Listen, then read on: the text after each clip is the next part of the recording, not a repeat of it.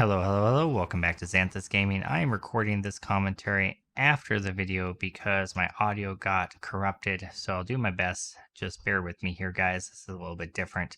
But this is going to be my Galaxy Brain base. We're in Alpha 19B173. And we are going to be showing you exactly how this works. This is an evolution of my IQ 200 base that I previously did.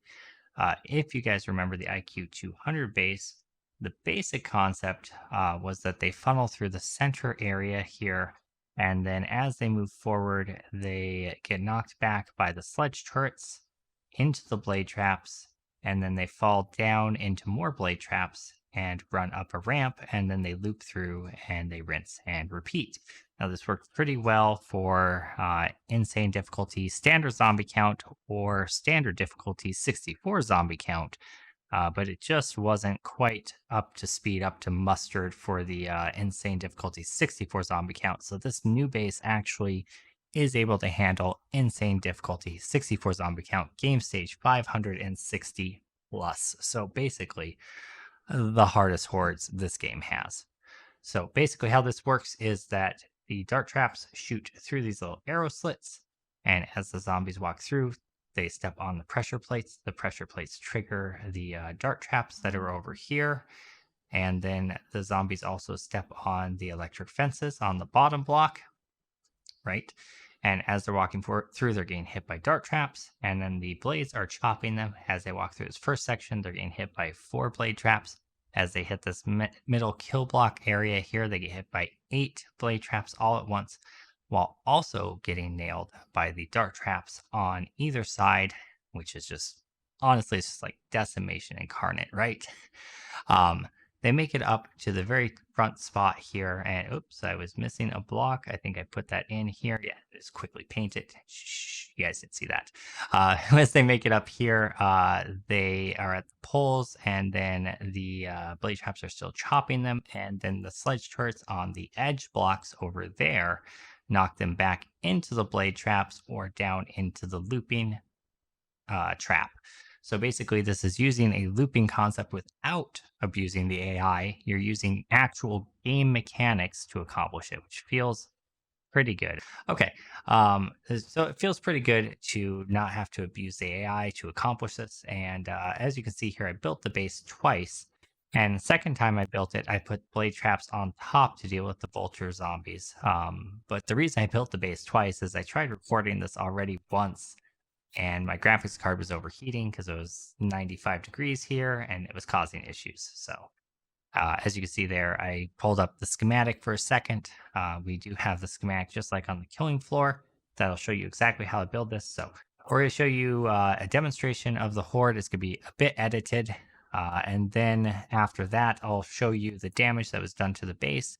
We'll confirm the actual game stage difficulty so you can be sure that it is exactly what I say it is. And then we'll show you how to build the base. All right, so we're up on Horde Day. We're all set up with the blade turrets on either side on the far end. You want to make sure you place them on the far end, otherwise they will accidentally stop demolishers. But yeah, like I said, we're going to show you this Horde playthrough. I'm going to show you just a little bit of play here at the beginning, and then we're going to cut away to the end. And then we'll show you the damage. For anyone who is interested, you can see the full unedited Horde video. I will upload as well. This part here, I was realizing that there was a slight design flaw. And the slight design flaw is sometimes the zombies get their legs chopped off and then they crawl through and kill you. So what I decided to do is just place half blocks here to see if that stopped the zombies from crawling through. And it actually does. So you'll see me here in a second take out the hatch that's there to access the generators, but we put it back in afterwards in a different spot, so it's not a big deal. I do use the demolisher tool because we're in creative mode, and I was doing a little bit of design on the fly here for you guys. But as you can see, the base is just decimating the zombies as they're coming through. The only thing you really have to do is keep those blade traps repaired and then shoot spider zombies that make it all the way forward. They do get trapped on the poles though, so it's no big deal really. Demolishers are taken out, as you can see here. I'm just showing you with the gun. The demolishers are taken out by the blade traps. You don't actually need to shoot them. Okay, so is keep those blade traps repaired up. Okay, great.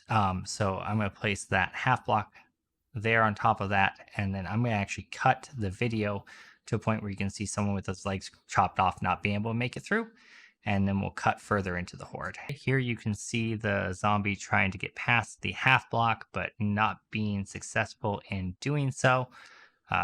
Works out pretty well, pretty happy with that. All you have to do is shoot them once you see them. They aren't able to attack you if you're standing up on the half block. In order to stand up on the half block, you just have to crouch to get up there. So no big deal. Cool. Okay, let's cut to the end of the horde and then show you the end like burst of zombies that you get, which is pretty cool. And then we'll show you the damage and how to build the base. Okay, so I've cut forward to basically 3 o'clock in the morning because that last hour when you're on 64 zombies tends to have just a ton of zombies just flowing at you at all times. So I just wanted to show you guys this. And you can see the most chaotic moment. At this point, the front electric fences have gone out because they take durability damage every time a zombie triggers them. And with 64 zombies, insane difficulty, the front electric fences all get taken out. Basically, all the way up to the front 2 fences are taken out. So you can see the zombies making a lot more progress forward. Again, that's just a symptom of it being insane difficulty with 64 zombies. But even given that, as you can see, the base kind of takes care of itself. You just have to execute the spiders with your gun. And the sledge turrets are coming into play now. They're knocking them back into the traps. They're knocking them down into the loop. The only thing I would be a little bit cautious about if you're playing that max difficulty, high game stage, 560 plus, insane 64 zombie game is I would just watch out for demolishers during this last hour and actually shoot them in the head. Up until that point, I just let the traps take care of them, but I would probably take them out myself at this point just to be safe. The sledge turret should not trigger them with how they're placed. But just maybe err on the side of caution, right? I have tested it like through 7 or 8 different hordes at max difficulty and haven't seen one trigger yet. But that doesn't mean it's impossible. I have spawned in like 25 at once and let the traps and the turrets hit them and stuff, and none of them triggered then either. But better be safe than sorry, right? The sledge turrets are mostly there to just control the rest of the zombies during this last section of time where things get a little bit crazy. Okay, so as we wrap up the horde here and we finish out the last zombies, we're going to look at the damage done to the base. I'm going to show you really minimal damage overall. And we started with 1,000 forged steel and 300 bullets. I think, if I remember correctly, I just did this about 20 minutes ago. We actually ended up only using like 400 steel and 100 bullets, and that was with me wasting a lot of bullets just because I was randomly shooting when I didn't need to. So in reality, probably like 50 bullets would be what you would use in 400 steel. So very efficient base for this stage of the game, because if you're at this difficulty and you're at this game stage and you're at this day level, you're going to be using a lot more resources normally than you'd be using here. So it's a very efficient and effective base. Okay, so that's the last of the zombies. We're going to go look outside, and I'm going to show you that the vulture blade traps up top did indeed work. And you can see that the vultures just died just fine. Blade traps were just fine as well. Not too much damage to them. No big deal. You can see that the structures protecting the electric fences and the dart traps took just a little bit of damage, but not too much. Just kind of on the ends. Pretty basic. And we'll show you how to build these structures. And I'll actually show you a slightly improved design as well. So stick around. Don't click out yet. As you can see, not too much damage to the actual base. It's kind of on those bottom block corners as usual, but not enough to even break a block. No damage on the floor, really. Just like 50 here, 50 there kind of thing. Very little to no damage on the outside walls as well. There you can see my resources that I used. As I said, I started with 1,000 steel and 300 bullets and barely used any of either. So very efficient, very effective, very awesome base. Very happy with this one. I don't know where I go from here after this base, honestly. Probably just come up with some goofy, like gimmicky concept or something instead. All right, so I'm going to real quick exit out and show you my game stage so you guys can see. Insane difficulty, just like I said. 64 zombies, just like I said. Great. All right, let's go ahead and get back in there. I'm going to show you how to build the wall to the base as well as the enclosure for the fences. Here is the schematic. I'm going over how to do this now. We'd use ramps on the corners. It's an 8 by 11 foundation with those blocks missing with where the D block is. Those are just missing blocks. If we go into the game here, I'll kind of show you that. Great, so there's some missing blocks there. So when you're building it, just keep that in mind. And that goes down to the ditch that loops all the way around the outside of your base.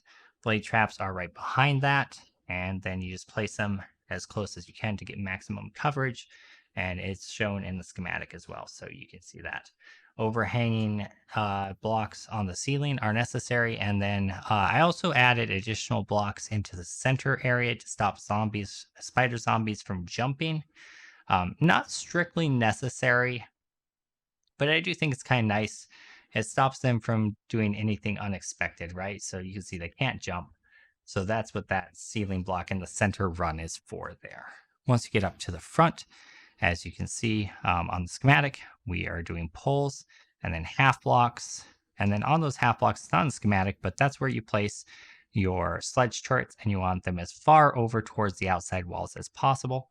Behind that, we found we put in those half blocks, and that stops the zombies that get their legs cut off so that they can't crawl through and hit you. So that takes care of that.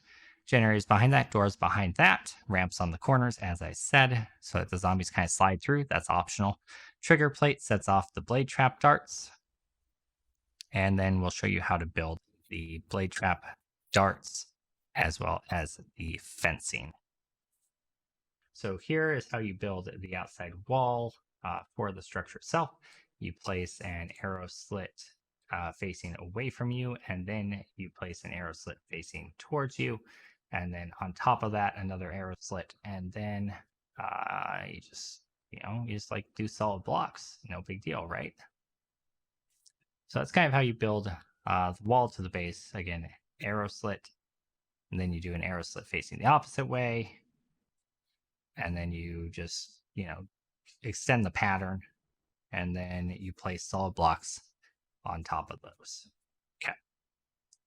So for the actual electric fence / dart trap protection area, this is going to be arrow slit, and then blank spot, and then another arrow slit rotate the opposite direction. And then you're going to do 2 high on those arrow slits. That's to allow the dart traps to fire through. And then you have the electric fences down in the spot below that. You want to take out a ground block. So you recess the electric fences down 1 square because electric fences are too high, as we know. So we place in those electric fences. Right above the electric fences, we would throw in the dart traps. Hold R to go into advanced rotations. And then make sure the green arrow is facing inwards towards your horde base. And then on the outside here, you would just place plates. I use half blocks, but actually, upon thinking about it, I think the plates are a nice, neat look, which might be a little bit better and might actually take a little bit less damage from the zombies. So plates there. You could also do half blocks and then quarter blocks to make it a nice, snug, tight corner. But the plates might just be a better solution. Not quite sure. You guys will have to let me know what you think on that. But plates just kind of enclose it, and there is your electric fence dart trap enclosure system to protect your traps so zombies don't randomly whack on them. They hit the blocks on the outside instead. After that, you just throw the blade traps on top, and then you just wire everything together. Generator to relay, relay to dart or blade trap, generator to relay, relay to blade trap, relay to relay, relay to relay, relay to relay, relay to dart traps. And then on the other side, you just do the same kind of thing. You go generator to relay, to relay, to relay, and then relay over to the pressure plates. And then you take the first pressure plate and go to the second pressure plate.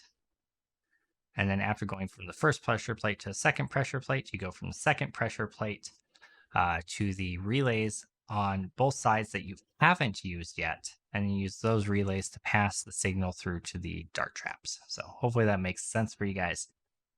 Make sure to refer to the built-in schematic as well. If you have any questions, comments, or anything like that you want to leave down below, please feel free to do that. I will try to answer those as quickly as I can. I have started a new job as a install technician for security systems, and it's got me working 50 to 60 hours a week. Very big change of pace from the elementary school teaching I was doing before. But I'm going to take a year off from teaching given the whole COVID situation. And while they get figured out the model they're doing, I also move cities. So I don't have roots here. So it's a good time to do that. But as a result, I have a little bit less time to do content and answer questions, but I will make sure to respond to every comment eventually. So please leave comments down below. I want to say thank you guys so much for all the support you've shown me in the last several months. We've gotten a lot of subscribers. We've gotten some new Patreon members. We've gotten some new sponsors on YouTube. We've gotten more Discord members, more community members. We have an always up multiplayer server for our community members. Feel free to come join our community, chat with us a little bit, then join our server. That is always up. But thank you guys for all the support you've given us. Like, favorite, share, comment, subscribe, all that good stuff. And we'll see you guys on the next video. Thank you again, and have a wonderful night.